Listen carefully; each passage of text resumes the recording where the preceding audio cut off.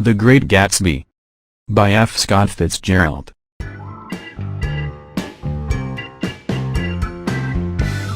One. Tom and Daisy. That spring the sun shone every day. I was lonely at first in the East, but I felt that this was the real beginning of my life. I walked in the fresh air. I bought books. I worked hard. I was trying to make myself a successful businessman. One evening the phone rang. It was my cousin, Daisy. "Hello, Nick," she said in her soft voice. "Do you know we are neighbors? Tom and I are living across the bay in East Egg. I think we've settled down at last. Do come to dinner, Nick. I'd love to see you." Of course I agreed. I wanted to see my cousin Daisy again. She had married Tom Buchanan, a man I had known at Yale University. Tom had been a famous football player at college. His family was very rich, and Tom had spent money carelessly. Now he and Daisy had left Chicago, where I had last seen them. After the war, they had traveled around America and Europe. I didn't believe they had really settled down. They were too rich and too restless. So, a few days later, I drove over to East Egg. The Buchanan's house was a big one, overlooking the bay. Lawns and gardens started at the house and went down to the sea. It was late afternoon, and the weather was warm and windy. All the windows at the front of the house were wide open. Tom Buchanan stood on the porch, his legs wide apart. He was a fair-haired man of about 30. He wore smart riding clothes, and his body looked strong and cruel. We talked for a few minutes on the sunny porch. "I've got a nice place here," Tom told me. He took hold of my arm and showed me the outside of the house. Then we looked at the rose garden and walked down to the sea. There was a big motorboat at the end of the dock. "Come inside now and see Daisy," Tom said. We walked into the house and into a high room with windows at either end. The windows were open, and the wind blew the curtains up towards the ceiling, then down towards the thick carpet. Two young women were sitting on an enormous couch. Their white dresses blew about in the wind until Tom shut the windows. The younger girl on the couch was Miss Baker. The other girl was my cousin Daisy. Daisy leant forward and gave a charming little laugh. "I'm so very happy to see you again," Daisy said. Her eyes were bright and exciting, but her smile was sad. I told Daisy that I had stayed in Chicago on my way to New York. Lots of friends had sent her their love. "That's wonderful," Daisy cried. "Let's go back, Tom, tomorrow." "I'm staying here in the East," Tom said firmly. "I'll never live anywhere else." At that moment, drinks were brought in. Miss Baker did not take one. "No, thanks," she said. "I'm in training." Tom looked at her in surprise. "You are?" He took his drink and drank it quickly. "I don't know how you get anything done." I looked at Miss Baker and wondered what she did. She was slim, with gray eyes and a pale, unhappy face. I was sure I had seen her before. "You live in West Egg," Miss Baker said to me. "I know somebody there. Gatsby. You must know Gatsby." "Gatsby?" Daisy asked quickly. "What Gatsby?" Before I could answer, we were told that dinner was ready. Tom Buchanan led me from the room. We were dining outside, on the porch. 4 candles were burning on the table. "Why candles?" said Daisy, putting them out. "It's not dark enough for candles." Miss Baker sat down at the table and yawned. "We ought to do something," she said in a tired voice. "All right," said Daisy. "What shall we do? What do people do, Nick?" she asked me. When dinner was nearly over, the phone rang in the house. The butler came out and said something quietly to Tom. Tom stood up without saying anything and went inside. Daisy smiled at me across the table. Then she suddenly stood up and walked quickly into the house. Miss Baker leant forward in her chair. "Mr. Gatsby is my neighbor," I began. "Shh," "Don't talk. I want to see what happens," Miss Baker said. "Is something happening?" I asked. "Don't you know?" Miss Baker said. "Tom's got a woman in New York. I thought everyone knew. But she shouldn't phone him at home, should she?" At that moment, Daisy and Tom came back together. "So sorry we had to leave you," Daisy said. The candles were lit again. We sat for a while in silence, finishing our wine. Then Tom and Miss Baker walked back into the house. Daisy put her elbows on the table and rested her head in her hands. "We don't know each other very well, Nick," she said softly. "You didn't come to my wedding." "I wasn't back from the war." "Well, that's true. Well, Nick, I've had a very bad time. I don't really care about anything anymore. Shall I tell you what I said when my daughter was born?" "Do." "Well, when I knew I had a girl, I cried. Then I was glad. I hope she'll be a fool. That's the best thing for a girl to be, a beautiful little fool. I think life's terrible, Nick. I've been everywhere and done everything, and I hate it all." When Daisy was speaking, I believed her. I felt sorry for her, too. Then I saw an unpleasant little smile on her lovely face, and I knew she had not been telling the truth. Inside the house, Tom and Miss Baker were sitting on the long couch. She was reading aloud from a magazine, and the light shone on her golden hair. As Daisy and I came in, Miss Baker threw down the magazine and stood up. "It's 10 o'clock, she said. "Time for me to be in bed." "Jordan's playing in the big golf match tomorrow," Daisy explained. "Oh, you're Jordan Baker," I said. I had seen her picture in the newspapers. I had heard a story about her, too, how she had behaved badly in a golf match. "Good night, Mr. Carroway," Jordan said softly. "I'll see you again sometime." "Of course you will," said Daisy. "I think I'll arrange your marriage. I'll always invite you together and—" "Good night," Miss Baker called from the stairs. "I haven't heard a word." "She's a nice girl," said Tom after a moment, "but she shouldn't travel round the country alone." "But Nick's going to look after her now, aren't you, Nick?" said Daisy. "Jordan's from my hometown, Nick. We grew up together." Tom looked hard at Daisy. "Have you been telling Nick secrets?" he asked. "Have I?" said Daisy, smiling at me. "What did we talk about, Nick? I can't remember." "Don't believe everything she tells you, Nick," Tom said. A few minutes later I went home. Tom and Daisy came to the door and stood there together. Two rich people with everything they wanted. But Daisy had told me she was unhappy, and Tom had a woman in New York. When I got back to West Egg, I sat for a while outside my house. In the bright moonlight, a cat moved silently across the garden. As I turned my head to watch it, I saw that I was not alone. 50 feet away, someone was standing on the lawn of Gatsby's house. The man stood very still, his hands in his pockets. I was sure it was Mr. Gatsby himself. I almost called out to him, but he seemed happy to be alone. He slowly stretched out his arms to the dark water. I looked out to sea, too. There was one green light, very small and far away. When I looked back to Gatsby again, he had gone. I was alone now, in the dark night.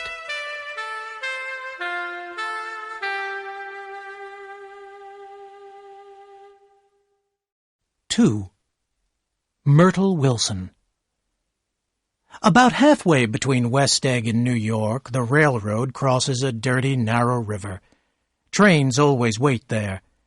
It was because of this that I met Tom Buchanan's mistress for the first time.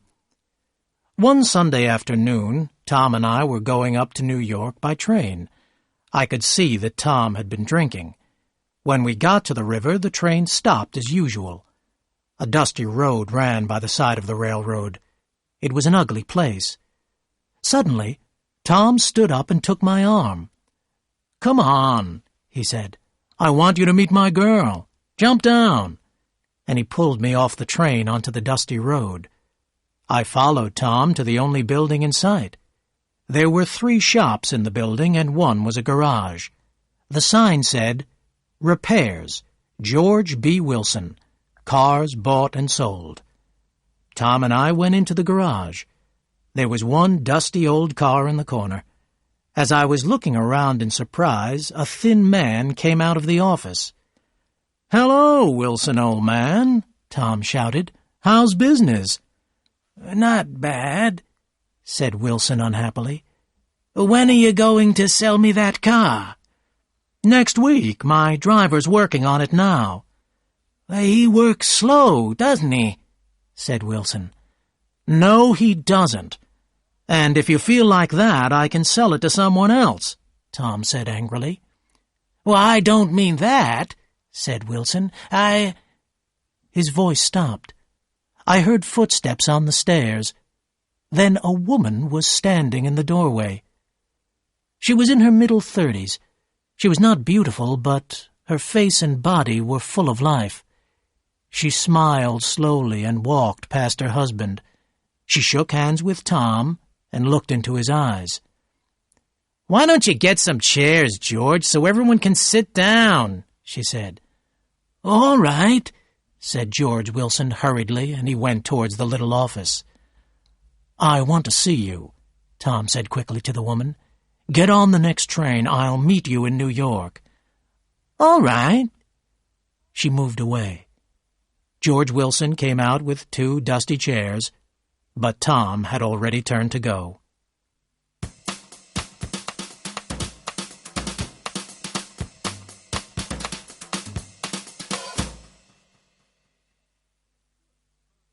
"It's good for Myrtle to get away," Tom said as we were waiting for the next train. "Doesn't her husband care?" "Wilson? He thinks she goes to New York to meet her sister. He's a fool." And so Tom Buchanan, his girl, and I went up to New York. But Mrs. Wilson sat in another part of the train. At the station in New York, she bought magazines and perfume. We all got into a taxi. Almost at once, Mrs. Wilson told the driver to stop. An old man was standing by the roadside with a basket of puppies. "I want one of those dogs," Mrs. Wilson said. "It'll be nice to have one in the apartment."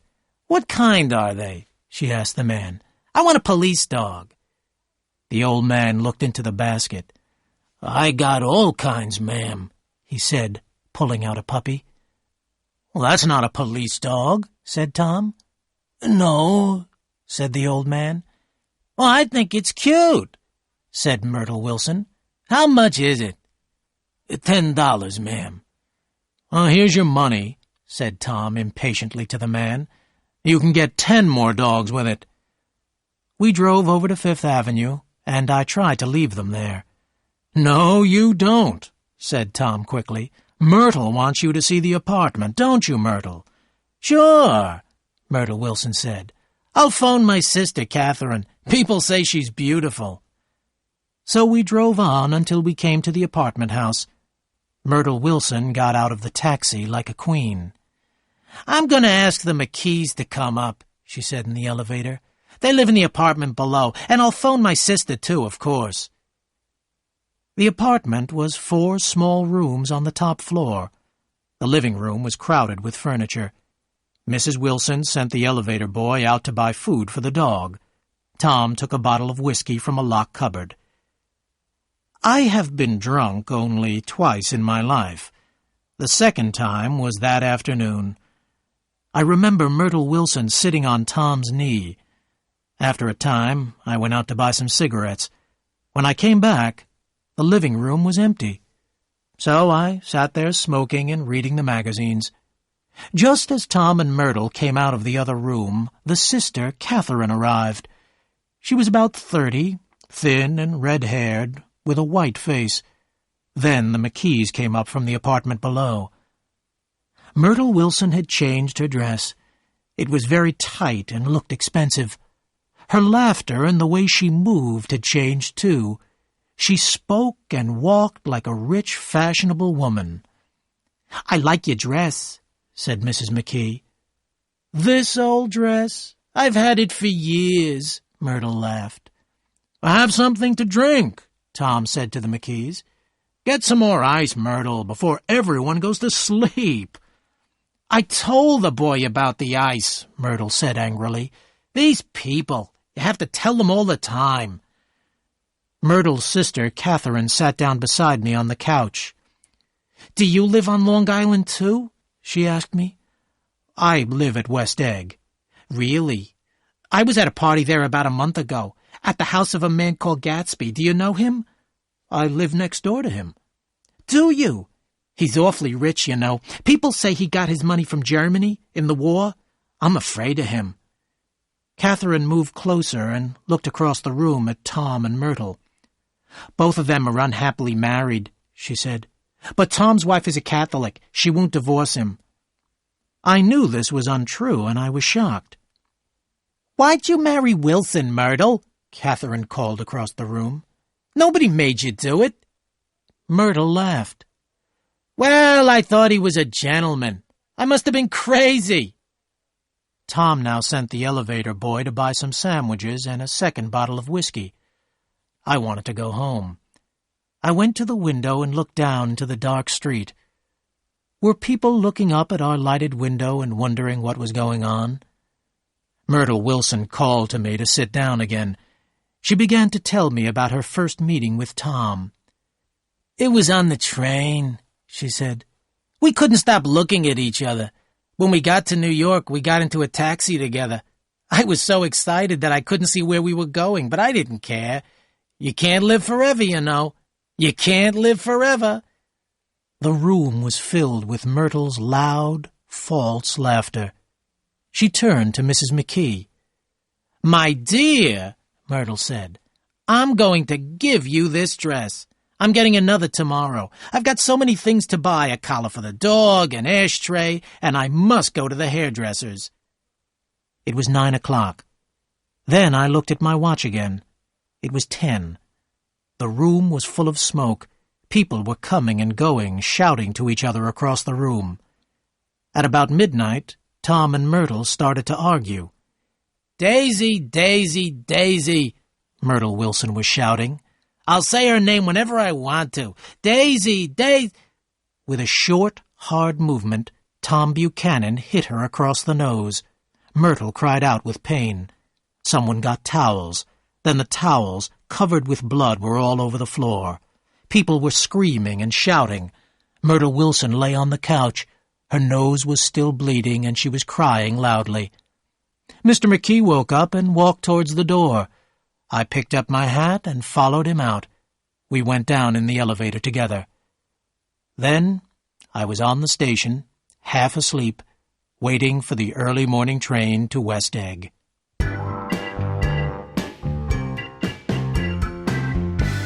3.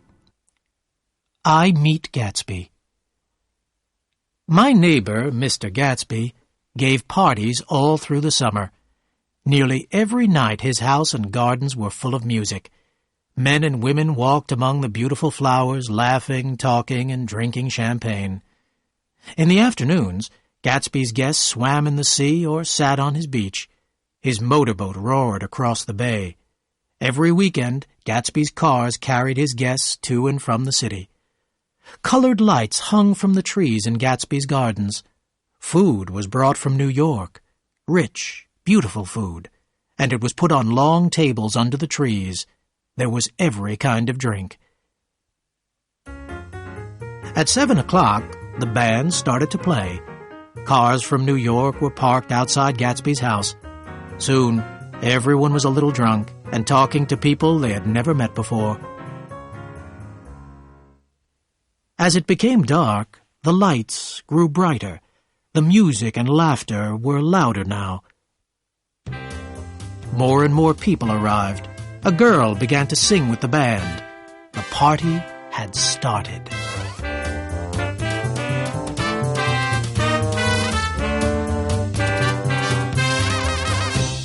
Not all these people had been invited to Gatsby's house. All kinds of people drove out to Long Island and stopped outside Gatsby's door. Then they joined the party and started to have a good time. Sometimes they were introduced to Gatsby. Sometimes they never saw him. One day, I was invited to one of Gatsby's parties. As soon as I arrived, I began to look for Gatsby to thank him for his invitation. But no one knew where he was. As I went to get a drink, I saw Jordan Baker. I walked towards her, glad to see someone I knew. "I thought you might be here," Jordan said. We took our drinks and sat down at a small table under a tree. Jordan began to talk to a girl in a yellow dress. "Do you come to these parties often?" Jordan asked her. "Why, I come here when I can," the girl said. "No one cares what I do, so I always have a good time. Last time I was here, I tore my dress. Do you know, Gatsby sent me a new one? It cost him $265. "There's something strange about a man like that," another girl said. "He doesn't want any trouble from anybody." She leant across the table and said, "Somebody told me that Gatsby killed a man." "Oh, I heard he was a German spy," a man added.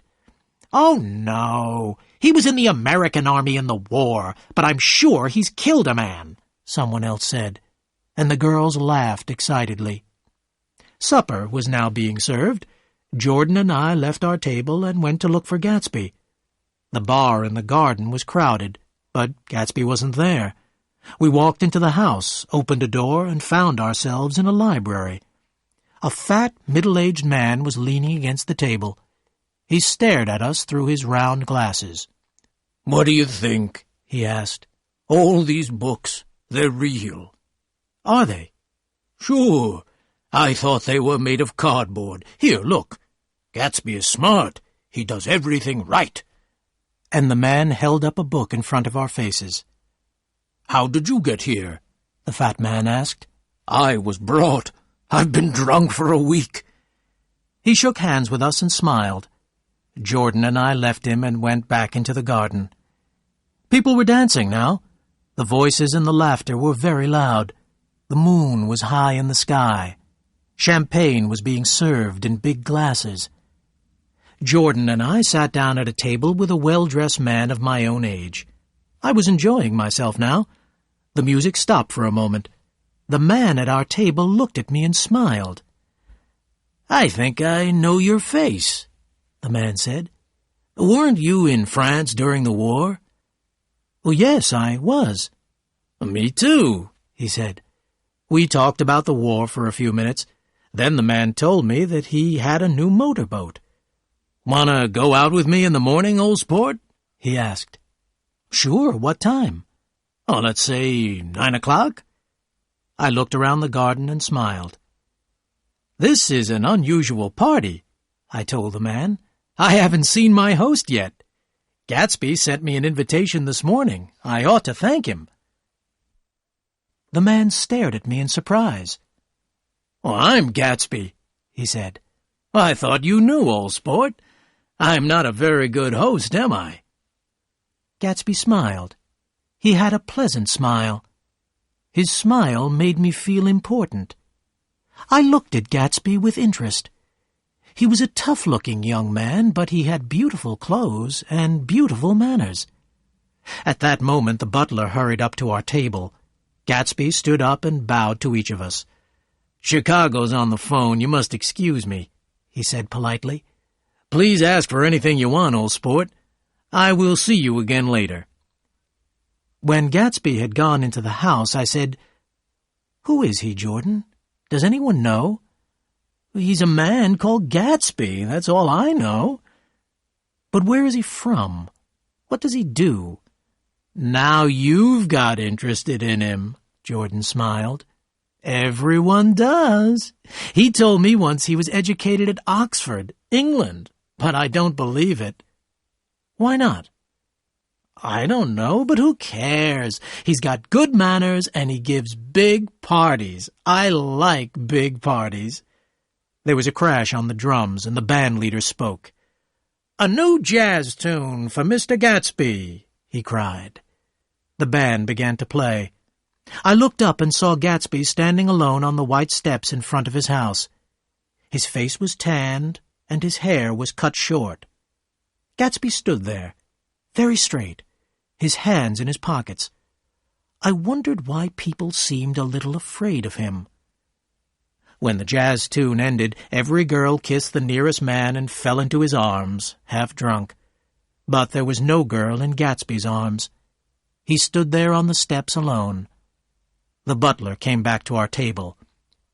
"Miss Baker," he said, "Mr. Gatsby would like to speak to you." "To me?" Jordan got up slowly and walked into the house. It was almost 2 o'clock now. Someone was singing. I went into the house to listen.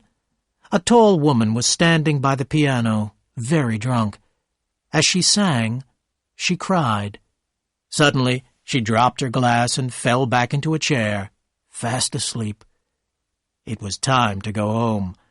As I walked towards the door, Jordan Baker and Gatsby came out of the library together. "I've heard the most surprising thing," Jordan told me quietly, "but I can't tell you about it. It's a secret." She yawned. "I must go. My friends are waiting. Do phone me." A few guests were standing near Gatsby. I went up to him to say goodbye. "Don't forget we're going out in the boat, old sport," he said. "At 9 o'clock. Then the butler said, "Philadelphia wants you on the phone, Mr. Gatsby, sir." "All right, wait a minute." Gatsby smiled at me. "Good night, old sport. Good night." I walked down the steps. The lights of a dozen cars shone on the gardens. Drunken voices were saying good night. I walked across the lawn in the moonlight. The cars drove away. The gardens were quiet and empty. All alone, Gatsby stood on the white steps, waving goodbye.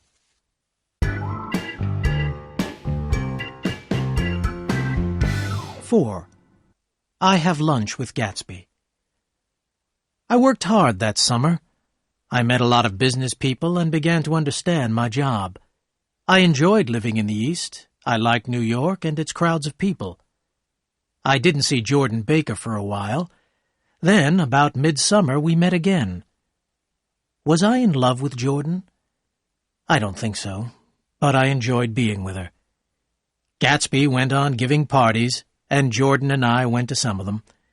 All the most fashionable people went to Gatsby's parties. They came to Gatsby's house, drank his wine, and told each other crazy stories about him. He's a bootlegger, a crook, a gambler. He's killed a man. All these things were said about Gatsby, but no one knew the truth about him. And while he went on giving parties, no one cared. One morning, late in July, Gatsby's car stopped outside my door. It was the first time Gatsby had called on me. "Good morning, old sport," he said. "You're having lunch with me today. We can drive up to New York together." Gatsby got out of his beautiful yellow car and stood beside it proudly. "It's pretty, isn't it, old sport?" he said. "Have you seen it before?" Of course I'd seen it. Everyone in West Egg knew Gatsby's car. Yellow and silver, it shone in the morning sun. We made ourselves comfortable on the green leather seats and set off for New York. I hadn't talked much to Gatsby before. I was interested in him, but I knew very little about him. As he drove along, Gatsby didn't say anything at first, then suddenly he spoke. "Look here, old sport," he said. "What do you think of me?" Before I could answer, Gatsby went on. "You must have heard a lot of stories about me. Well, now you're going to hear the truth. I'm the son of rich people in the Middle West. They're all dead now. I grew up in America, but I was educated at Oxford.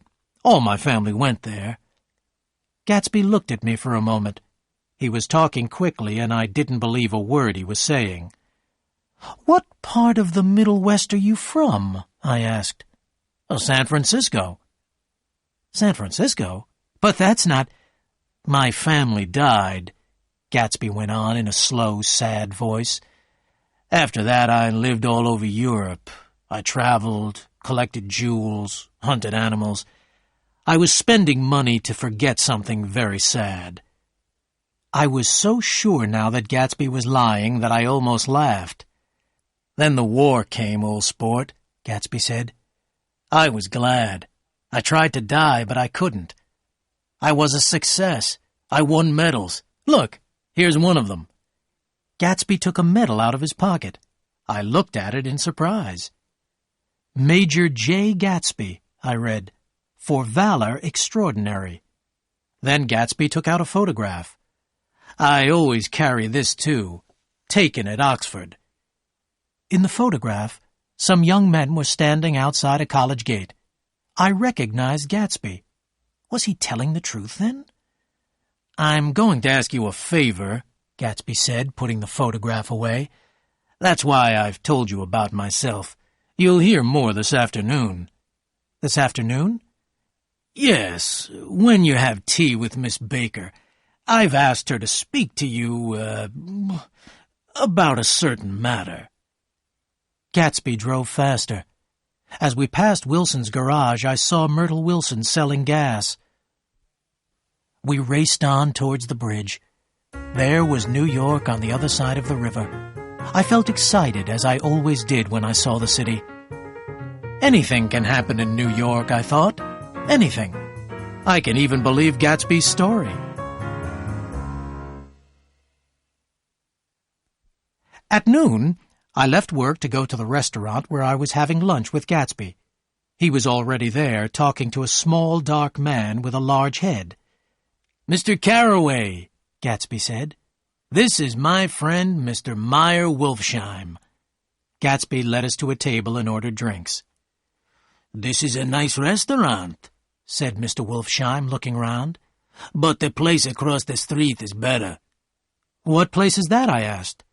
"The old Metropole," Mr. Wolfsheim said sadly. "I remember the night they shot Rosie Rosenthal over there. Shot him 4 times and then drove away. Poor Rosie. He was a good friend of mine."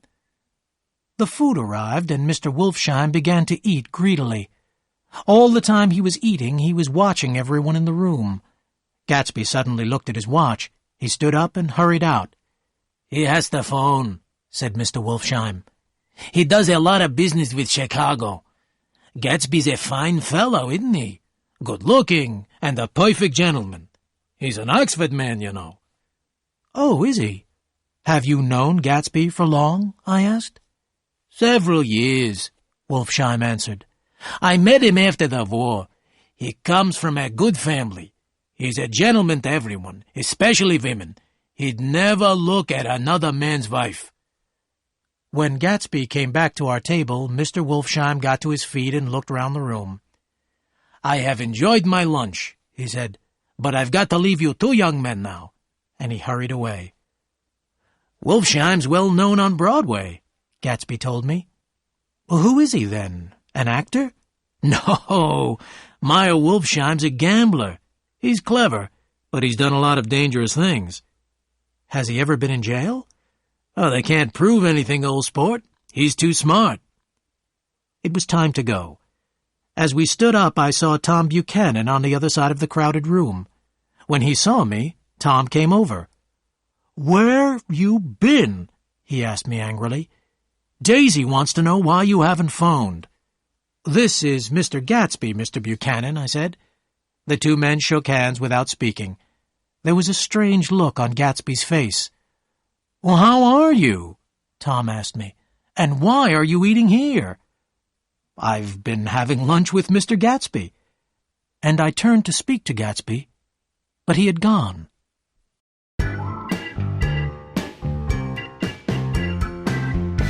5.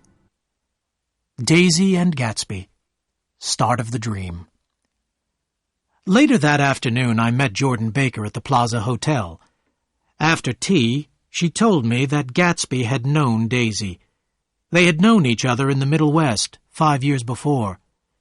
"Daisy and I grew up in the same town," Jordan began. "In 1917, Daisy was 18.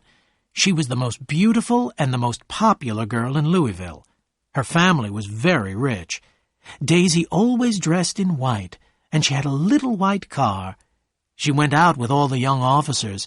The telephone in her house rang all day long. One day in October, I was walking past Daisy's house. Daisy was sitting in her car with an officer I hadn't seen before. They were so busy talking that they didn't see me. But I remember the way the young officer looked at Daisy. To him, she was the most beautiful thing in the world. About a month later, Daisy's mother found her packing her bag to go to New York. Daisy wanted to say goodbye to an officer who was going overseas. Her family stopped her, of course. "Was the officer Gatsby?" I asked. "Of course," said Jordan. Daisy was sad for a time and didn't go out much. By the following autumn, she was gay again. In February, she got engaged to a young man from New Orleans. But in June, she married Tom Buchanan from Chicago. It was the biggest wedding our town had ever seen. "Were you there?" I asked. "I was a bridesmaid," Jordan said. On the day before the wedding, Tom gave Daisy some pearls worth $350,000. That evening, Daisy's family was giving a big dinner. Half an hour before the dinner started, I went up to Daisy's room, Jordan went on. The pearls were on the floor. Daisy was lying on the bed with a bottle of wine in one hand and a letter in the other. She was very drunk. "Never had a drink before," Daisy said, "but how I enjoy it." She picked up the pearls and said, "Here, take them downstairs. Tell them Daisy's changed her mind." Then she began to cry. She cried and cried. I found her mother's maid and we got Daisy into a cold bath. The letter in her hand came to pieces in the water. Half an hour later, Daisy walked downstairs. She looked very beautiful, and the pearls were round her neck. Next day, Daisy married Tom Buchanan, and they went on their honeymoon. I met them again when they came back. I've never seen a girl so in love with her husband. That was in August. A week later, Tom crashed his car. The girl with him broke her arm, and the story got into the papers. The girl was a maid from the hotel. The following April, Daisy had a baby girl, and the family went to France for a year. Then they went back to Chicago. Well, about 6 weeks ago, I asked you about Gatsby, Jordan went on. Daisy heard me. She knew he was the same man she had known in Louisville. "It's strange that Gatsby came east, too," I said. "But it isn't strange at all," Jordan replied. "Gatsby came here to be near Daisy. He can see her house across the bay." Then there was a reason for all those parties. Gatsby had hoped that one evening Daisy would walk into his house. "Gatsby wants you to do something for him," Jordan was saying. "He wants you to invite Daisy to tea. Then he'll call in, too. He wants to show Daisy his house." I thought for a moment. Gatsby wasn't asking very much. He had waited 5 years. He had given big parties to strangers. And why? To see Daisy one afternoon at tea. "Does Daisy want to meet Gatsby again?" I asked. "Oh, she doesn't know about it," Jordan answered. "Gatsby wants it to be a surprise." It was dark outside by now. I asked Jordan out to dinner and we took a taxi. It was a beautiful night. I had heard enough about Daisy and Gatsby. I put my arm around Jordan, looked into her gray eyes, and kissed her.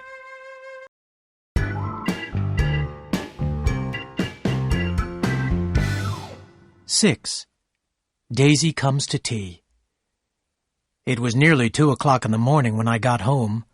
For a moment I thought my house was on fire. Then I saw that all the lights were on in Gatsby's house, but everything was silent. There was no music and no happy laughter. As I stood there, Gatsby walked across the lawn towards me. "I thought it was a party," I said. "No, I'm all alone, old sport. Why not come for a drive in my car?" "It's too late." "Well, what about a swim? I haven't used the pool all summer." "I've got to go to bed," I said. "All right, old sport. but Gatsby did not move. I knew what he wanted to ask me.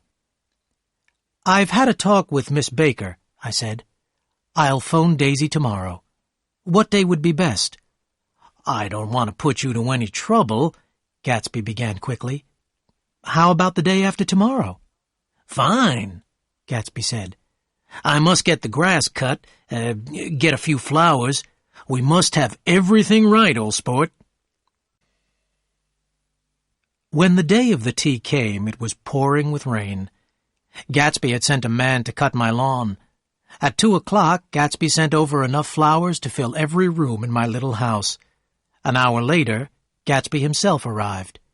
He was wearing a white suit, silver shirt, and gold tie. He looked pale and tired. Gatsby sat down and tried to read, but he looked up at every sound. Suddenly he stood up and said, "I'm going home. Nobody's coming." "Don't be silly," I said. "It's only 2 minutes to 4. So Gatsby sat down again, and at that moment we both heard the sound of a car. As I opened the front door, Daisy stopped her car and got out. "Why did I have to come alone?" Daisy said with a little smile. "Are you in love with me, Nick?" I took Daisy's hand and led her into the living room. Gatsby stood there, very pale, his hands in his pockets. For half a minute there was silence. Then Daisy gave a little laugh and said, "I'm so very glad to see you again, Jay. It's been a long time."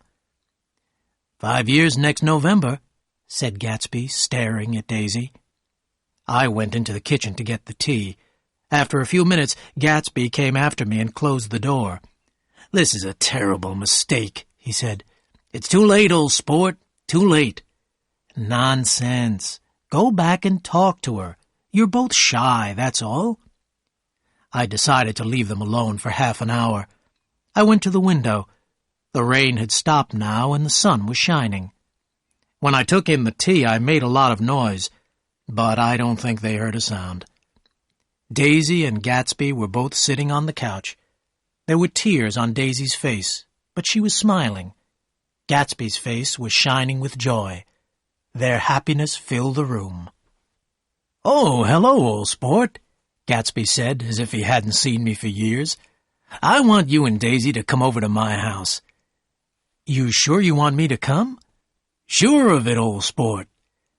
And so Daisy saw Gatsby's enormous house for the first time. "That's your house over there, Jay?" she cried excitedly. "Do you live there alone? It's so big."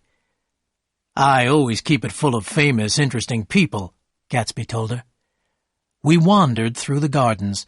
Daisy admired every flower, every tree, everything she saw. We came at last to the white steps in front of the house. It was strange to see them quiet and empty. Inside the house we wandered through room after room. We admired the books in the library. All the beautiful rooms were empty and silent. We went upstairs and looked at bedrooms and bathrooms painted in pale, rich colors. Finally, we came to Gatsby's own rooms, where we sat down to have a drink. Gatsby had never stopped looking at Daisy. Once he nearly fell downstairs. He was trying to see everything in his house through her eyes. He was like a man walking in his sleep. "It's a funny thing, old sport," Gatsby said slowly. "When I see, I can't believe." He put down his drink and opened 2 big cupboards. He began to take out shirts, suits, ties. "I've got a man in England who buys me clothes," Gatsby explained. "He sends things over twice a year." The brightly colored clothes covered the table and fell onto the floor. Silk, wool, cotton. The pile grew higher and higher. Suddenly, Daisy hid her face in the shirts and began to cry. "I don't know why I'm crying," she said. "But they're such beautiful shirts, Jay. I've never seen such beautiful shirts before in all my life." It was getting darker now, and the rain had started again. Daisy and Gatsby stood together, looking out of the window. I began to walk round the room in the half-darkness. On Gatsby's desk was a photograph of a tough-looking old man. The man was dressed in sailing clothes. "Who's this?" I asked Gatsby. "Well, that's Mr. Dan Cody, old sport. He used to be my best friend years ago. He's dead now. Dan Cody had a big yacht and we sailed around together for nearly 5 years. He was like a father to me." This was one of the few things that Gatsby told me about himself that was really true. But I did not know that then. I was going to ask Gatsby more about Mr. Cody, but Daisy suddenly cried out, "Come back here, Jay, quick!" In the west, pink and golden clouds had formed over the sea. "Look at that," Daisy said softly to Gatsby. "I'd like to put you in one of those clouds and push you around in it." I tried to go then, but they wouldn't let me. "I know what we'll do," Gatsby said. "We'll have Klingspringer play the piano." Gatsby found Klingspringer. He was a young man who lived in the house. In the music room, Gatsby turned on a lamp beside the piano. He lit Daisy's cigarette with a shaking hand. They sat down together on a couch, away from the light. Klingspringer sat down at the piano and began to play. "In the morning, in the evening, ain't we got fun?" he sang softly. When I went over to say goodbye to Gatsby, he had a look of surprise on his face. Gatsby had dreamed of Daisy for almost 5 years. Now his dream was beside him. He could not believe it. They had almost forgotten I was there. Daisy looked up as I spoke and held out her hand. Gatsby looked up too, but he didn't seem to know me. I went out of the room quietly, leaving them together.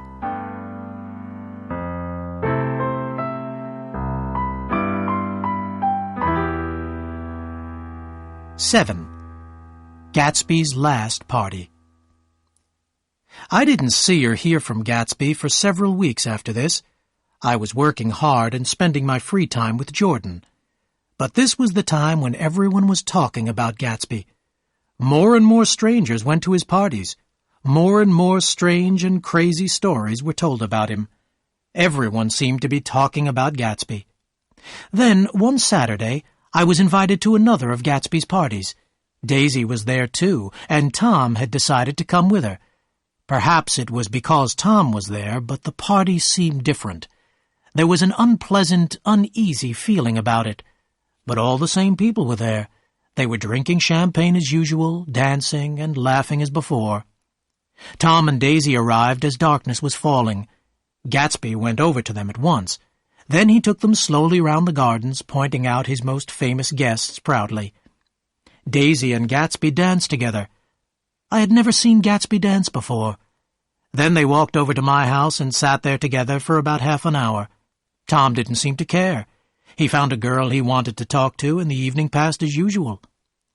I could see that Daisy was not happy at the party. She hated all these laughing, shouting strangers. They didn't seem to care for anybody or about anything. By the time the Buchanans were ready to leave, Tom was in a bad temper. "Who is this Gatsby, anyway?" Tom asked as he and Daisy were waiting for their car. "Is he a bootlegger? A crook? He knows a funny lot of people. Where does he find them? Where does he get his money from?" "Lots of people come who haven't been invited," Daisy said. "He's too polite to tell them to go." "I'd like to know who Gatsby is and what he does," Tom repeated, "and I'm going to find out." As they got into their car, Daisy looked back at the house sadly. Gatsby was nowhere to be seen. I stayed late that night because Gatsby wanted me to. When everyone had gone, we sat on the steps together. "Daisy didn't enjoy herself," Gatsby said. "Of course she did." "No, she didn't have a good time. I couldn't talk to her. I felt farther away from her than ever. It's hard to make her understand." And then Gatsby told me what he wanted. He wanted Daisy to ask Tom for a divorce. He wanted her to tell Tom that she didn't love him, that she had never loved him, that she loved only Gatsby. Gatsby wanted to take Daisy back to Louisville, where they had first met.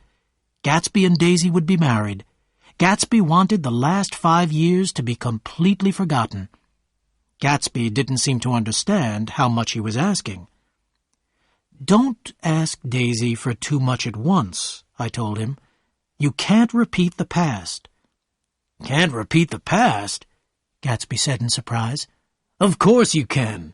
Everything's going to be the way it was before. She'll see." Gatsby began to talk about the time when he had first met Daisy. He told me about the first time he had kissed her. That was when Gatsby's dream had begun, and he had spent his life trying to make that dream come true. But no woman can be turned into a dream. I could see this, but Gatsby could not. He could see no reason why he and Daisy should not be happy forever.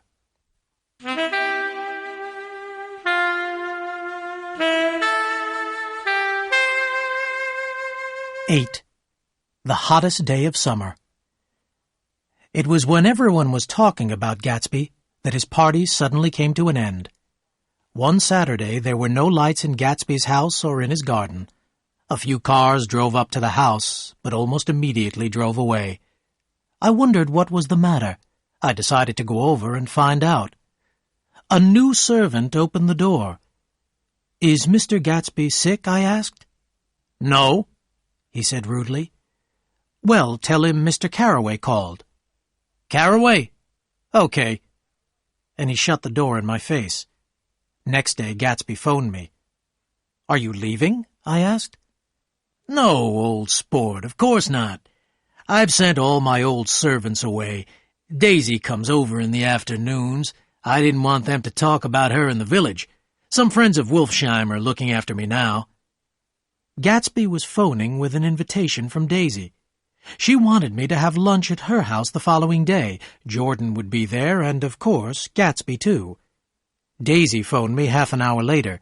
She seemed glad that I had accepted the invitation, but her voice was nervous and excited. The next day was the hottest day of the summer. The smallest movement made you hot and tired. I drove over to the Buchanan's house with Gatsby in his big yellow car. Its green leather seats were too hot to touch. The room where Daisy and Jordan were sitting was dark and cool. The two girls, both dressed in white, raised their hands lazily. "It's too hot to move," they said together. Gatsby stood in the middle of the room in his elegant pink suit. He could not believe that he was in Daisy's own house. Daisy watched him and gave her sweet, exciting laugh. At that moment, Tom opened the door noisily and hurried into the room. "Ah, Mr. Gatsby. Hello, Nick," he said, holding out his hand to me. "Make us all a cold drink," Daisy cried. As Tom left the room again, Daisy went over to Gatsby and kissed him on the mouth. "You know I love you," she said softly. When Tom brought in the drinks, we all drank greedily. We had lunch in the darkened dining room and drank a lot of cold beer. "What are we going to do this afternoon?" asked Daisy. "And the day after that? And the next 30 years? Oh, it's so hot," Daisy went on, almost crying. "I know. Why don't we drive to New York?" She looked across the table into Gatsby's eyes. "Ah," Daisy cried in her soft, exciting voice, "you always look so cool." They looked at each other as though they were alone in the room. Suddenly, Tom Buchanan understood. His wife, Daisy, was in love with Gatsby. Tom's mouth opened a little. He looked first at Gatsby, and then at Daisy. Tom stood up. "All right, then," he said in a hard voice. "We're going to town. Let's go." The girls went upstairs to get ready. We went out onto the porch. "Shall we take anything with us to drink?" Daisy called down. "I'll get some whiskey," Tom answered. Gatsby turned to me and said, "I can't say anything to him in his house, old sport." "I think Daisy's voice told him everything," I said. "Well, she's always had everything she's wanted," Gatsby went on. "Daisy's voice is full of money," he added. That was it. Daisy's charm was the charm of the rich and spoilt. Tom came out of the house with the whiskey wrapped in a towel. Daisy and Jordan followed him, looking cool and charming in their white dresses. "Shall we all go in my car?" said Gatsby. "You take my car," Tom said in a loud voice to Gatsby. "Come on, Daisy. I'll take you in this yellow one," he added, walking towards Gatsby's car. But Daisy moved away from her husband. "No, Tom, you take Nick and Jordan. We'll follow you." And she pushed Gatsby towards the Buchanan's small blue car. Jordan, Tom, and I got into the front seat of Gatsby's car. "Did you see that?" Tom asked us angrily. "Where did Daisy find a man like that?" "He's an Oxford man," said Jordan. "Like hell he is. He wears a pink suit," Tom said angrily. "I'm beginning to find out the truth about Gatsby, and it's not very pleasant." We were all hot and bad-tempered by now. When Tom reached Wilson's garage, he had to stop for gas. Wilson came out slowly and stood in the hot sun. He looked very ill. "Well, come on," Tom shouted. "Have I got to get the gas myself?" "I'm sick," said Wilson. "I've got to get away. When can you sell me your old car?" "Next week," Tom said quickly. "What about buying this yellow one? I got it last week. Why are you going away?" "My wife and I are going west," Wilson said. "I'm getting her away from here. I've found out something." Tom stared at him. "Never mind about that. What do I owe you?" he said in a hard, cold voice. As Tom was giving Wilson the money, Gatsby and Daisy drove by in the blue car. At the same moment, I saw Myrtle Wilson looking down at Jordan from an upstairs window. There was a look of terrible jealousy on Myrtle Wilson's face. She thought Jordan was Tom's wife. Tom did not see Myrtle. He was thinking about what Wilson had said. In one afternoon, Tom seemed to be losing his wife and his mistress too. He drove on, much too fast, until he was beside the blue car. Gatsby stopped and Daisy called out, "Where are you going? It's so hot. We'll drive around and meet you later." But Tom wanted to stay near Daisy and Gatsby. After some argument, we all drove to the Plaza Hotel. We took a room there so that we could have a drink. It was a crazy idea. The room was large, but it was very hot. We opened all the windows, but it made no difference. "Oh, it's so hot," said Daisy. "Why did we come here?" "Stop talking about the heat. You make it worse," said Tom, putting the bottle of whiskey on the table. "Why not leave her alone, old sport?" said Gatsby. "You wanted to come, you know." "I don't like being called old sport," said Tom in a bad-tempered way. "Where did you learn to say that?" "If you're rude, Tom, I won't stay a minute," Daisy said. "Why don't you phone for some ice?"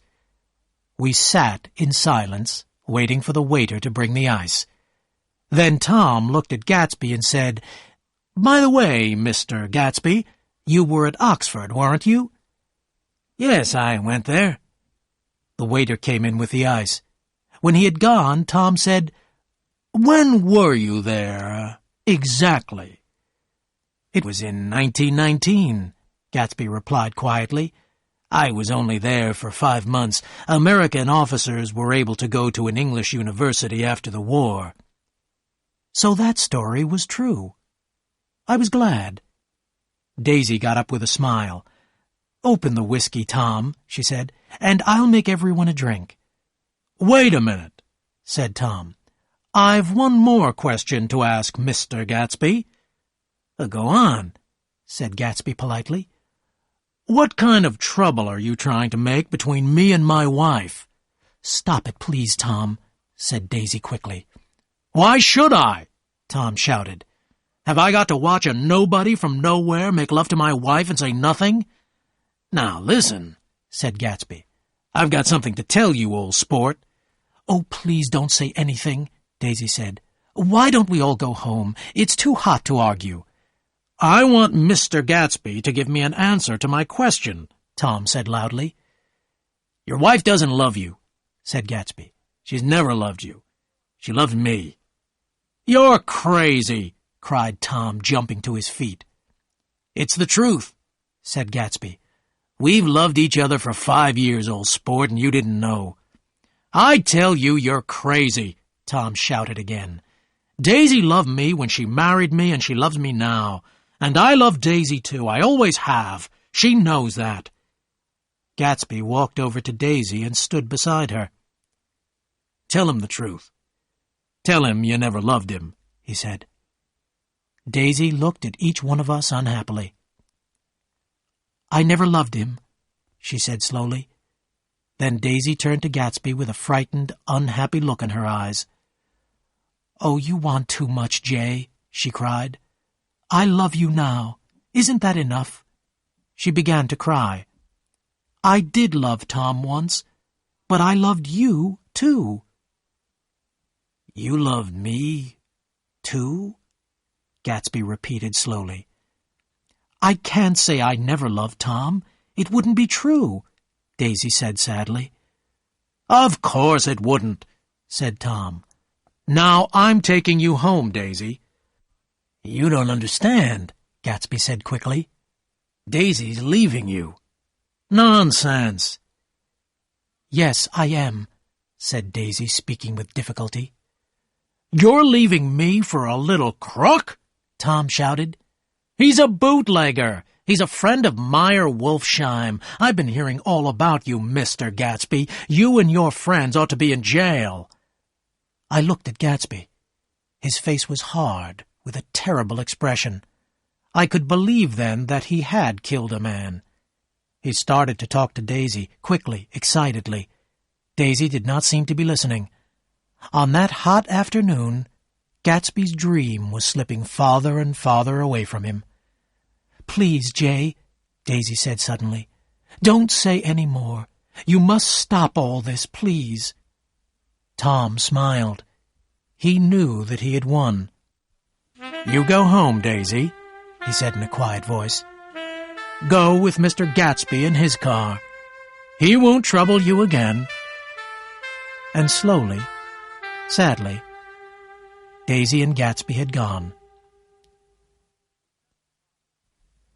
It was 7 o'clock when Jordan and I left the hotel with Tom. As we drove back over the bridge, I remembered that it was my 30th birthday. I felt sad and tired.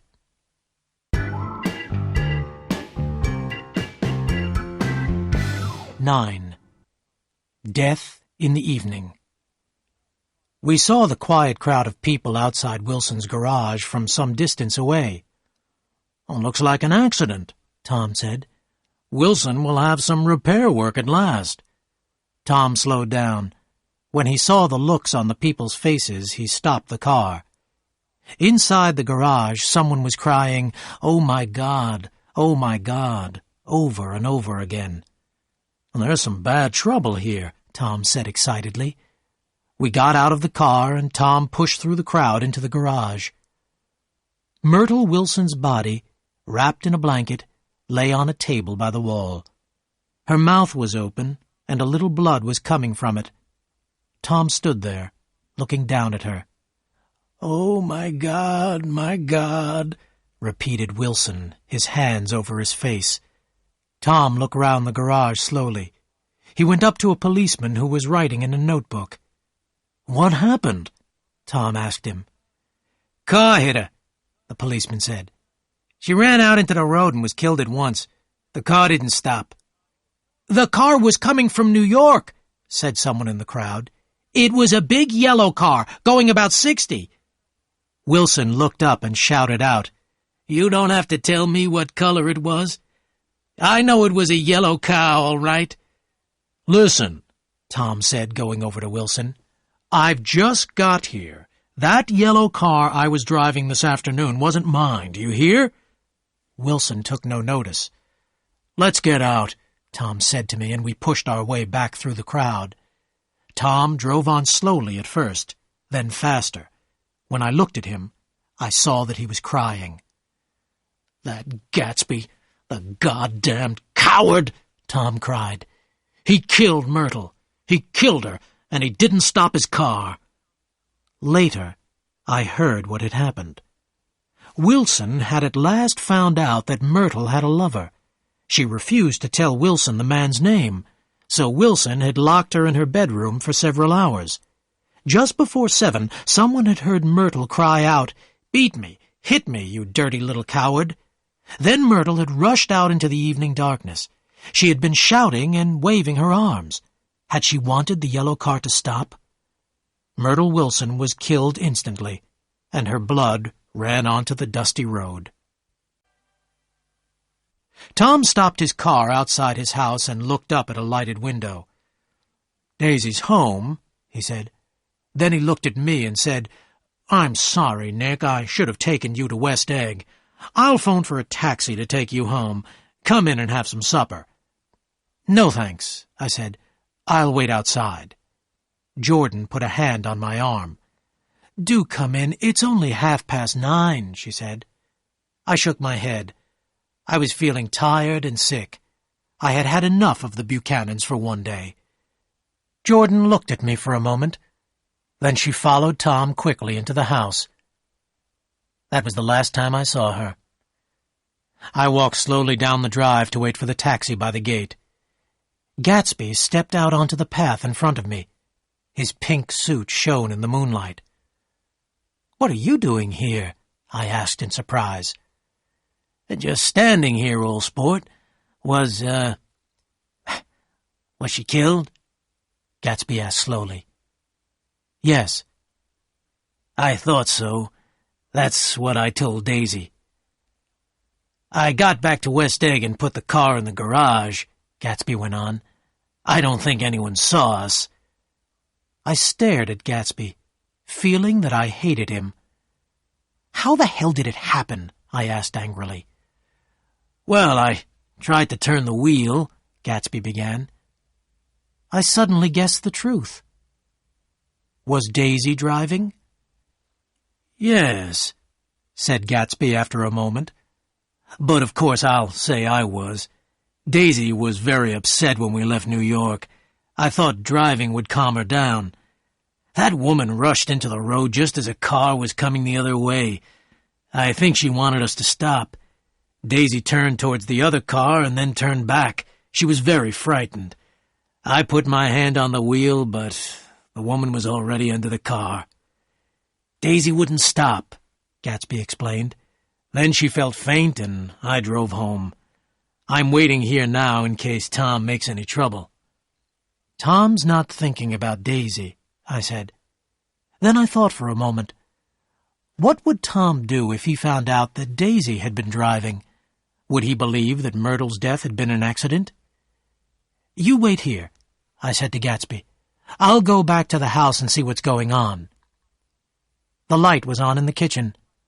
Daisy and Tom were sitting opposite each other at the kitchen table. Tom was talking and holding Daisy's hand. Daisy looked up at Tom and nodded her head. They looked as though they belonged to each other. They looked as though they were planning something. I went back to Gatsby, who was standing where I had left him. I could hear the sound of my taxi. "It's all quiet," I said. "You'd better come home with me." Gatsby shook his head. "I'll wait here till they go to bed. Daisy may need me. Good night, old sport." Gatsby put his hands in the pockets of his pink suit. I left him standing there in the moonlight.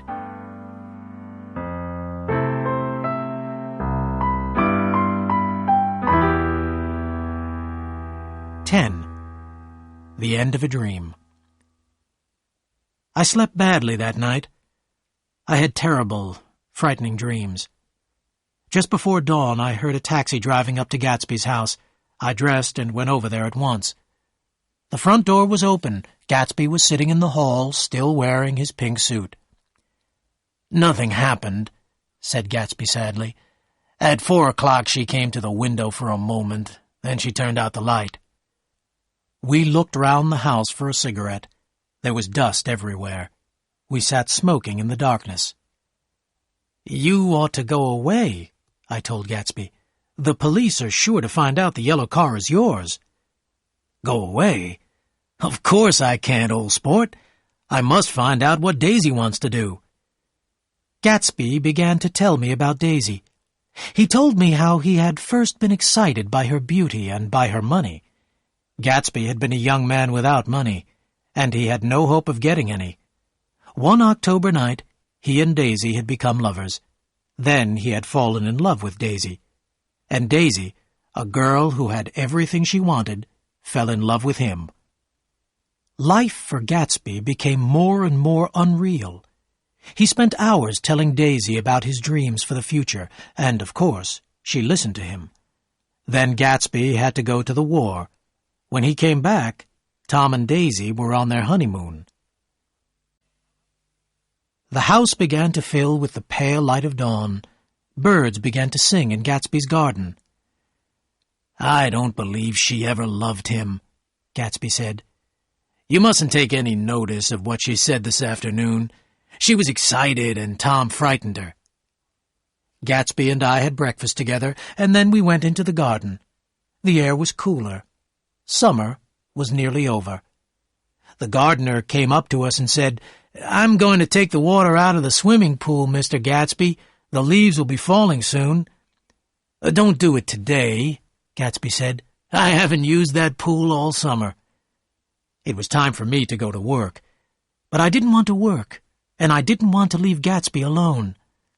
"I'll phone you," I told him. "Do, old sport. I suppose Daisy will phone too." "I suppose so." We shook hands, and I began to walk away. Then I stopped and shouted back across the lawn. "They're no good, Gatsby. You're better than all of them." It was the only compliment I ever paid Gatsby, but I've always been glad I said it. Gatsby gave me a big smile and raised his hand. His pink suit was bright against the white steps. "Goodbye," I called. "Thank you, Gatsby." Wilson had cried for Myrtle all night. Then he began to talk to his neighbors. 2 months ago, Myrtle had come back from New York with a bruised face. Later, Wilson had found an expensive dog collar in Myrtle's desk. "He bought it for her," Wilson said. "He bought it for her, and then he killed her. He murdered her. The man in the yellow car, she ran out to speak to him, and he wouldn't stop." Somehow, Wilson found out who owned the yellow car. At 2:30 on the day after Myrtle had been killed, Wilson went to West Egg. He asked the way to Gatsby's house. At 2:00, Gatsby had gone down to his swimming pool with an airbed. He told his servants to call him if anyone phoned. No one phoned. His dream was over. I couldn't do much work that day. I got back to West Egg by about 4:30. Gatsby wasn't in the house. One of the servants told me he had not come back from the swimming pool. We hurried down to the pool. The airbed was moving slowly round and round. There was a little blood in the water, and Gatsby lay on the airbed, dead. As we carried Gatsby's body up to the house, we saw Wilson lying on the grass. Wilson had shot Gatsby, and had then shot himself. At the inquest, Myrtle's sisters swore that Myrtle had never known Gatsby. She said, too, that Wilson and his wife had been completely happy. So Wilson was called a man made mad with grief, and the case was closed. About half an hour after we had found Gatsby, I phoned Daisy. "Mr. and Mrs. Buchanan went away this afternoon," a servant told me. "They will be away for some time." "Did they leave an address?" I asked. "No," the servant replied. "Have you any idea where they are?" "I don't know, sir. I'm very sorry." I felt that I had to tell someone about Gatsby. I thought of Meyer Wolfsheim. I phoned him, but he had already left his office. The following morning I sent a servant to New York with a letter. Wolfsheim sent back a very short answer. "Dear Mr. Carraway, this has been a great shock to me. I cannot go to the funeral as I am very busy. I would rather not visit the house. I'll remember him as he was. Yours truly, Meyer Wolfsheim." All that day and the next I had to answer the questions of the police and the reporters. The news of Gatsby's death was in all the papers. But Daisy didn't phone. Then a telegram arrived from Henry Gatz. He had read the news of his son's death in a Chicago newspaper. He was coming to the funeral. The truth was that J. Gatsby had started life as James Gatz. He was the son of a poor farmer in the Middle West. He had left home when he was 16. For a year, James Gatz had lived near Lake Superior, working as a fisherman. Gatz had become a good-looking young man, popular with women. He had gone to college, but had only stayed there for 2 weeks. James Gatz was already ambitious. He was dreaming of success. One morning, Gatz saw Dan Cody's big white yacht near the shore. Gatz found a boat and sailed over to the yacht to ask for a job. Dan Cody asked a few questions. Gatz told Dan Cody that his name was J. Gatsby. Cody saw that the young man with the pleasant smile was quick and ambitious.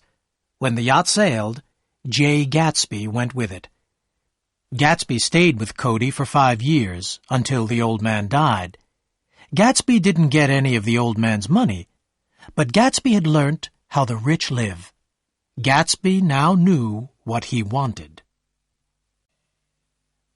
Mr. Henry Gatz was already in tears when he arrived for the funeral. He was an old man, and was so upset that he could hardly stand. But when he had looked round the house, he became more cheerful. "Jimmy did well out here in the East," Mr. Gatz said. "This is where he made all his money. He was a good boy, and he had a great future. He could have done something really good for his country. I was proud of my boy, Mr. Carraway. This has been a terrible shock to me."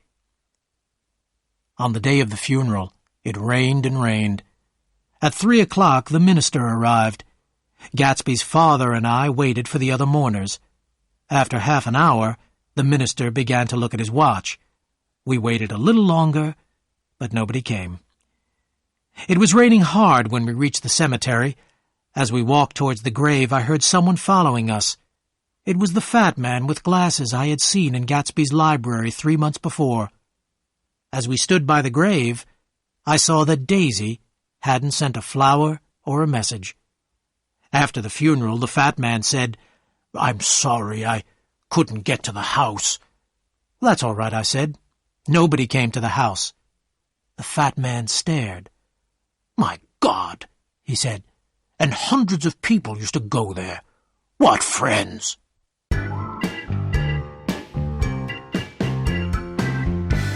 "11. I go back to the West." And that is the end of Gatsby's story. After Gatsby's death, I couldn't live on Long Island any longer. I wanted to go back to the West. I wanted to go back to where we all came from. I wanted to return to the place where I felt happiest. I saw Tom Buchanan once more in New York before I left. When he stopped and held out his hand, I put my hands behind my back. "What's the matter, Nick?" he asked. "Won't you shake hands with me?" "You know what I think of you," I answered. "What did you say to Wilson that afternoon?" Tom stared at me, and I knew I had guessed right. Tom took hold of my arm. "Listen," he said. "I told Wilson the truth. He came into our house with a gun. He would have killed one of us if I hadn't told him who owned the yellow car." "And why shouldn't I have told him?" Tom went on. "That Gatsby made a fool of you and of Daisy, too. But he was tough, and he killed Myrtle like a dog." There was nothing I could say. I knew the truth, but I could never tell it. Tom had done what he wanted to do. Got rid of Gatsby. Tom and Daisy were rich, careless people. They took what they wanted and destroyed what they didn't need. Then they went away, leaving others to clear up the mess. Gatsby's house was empty when I left, and the grass had grown very long. On my last night I stood in the garden, thinking about Gatsby and his dream. Gatsby had believed in his dream.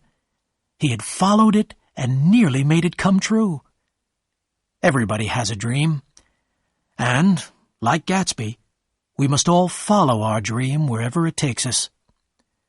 Some unpleasant people became part of Gatsby's dream, but he cannot be blamed for that. Gatsby was a success in the end, wasn't he?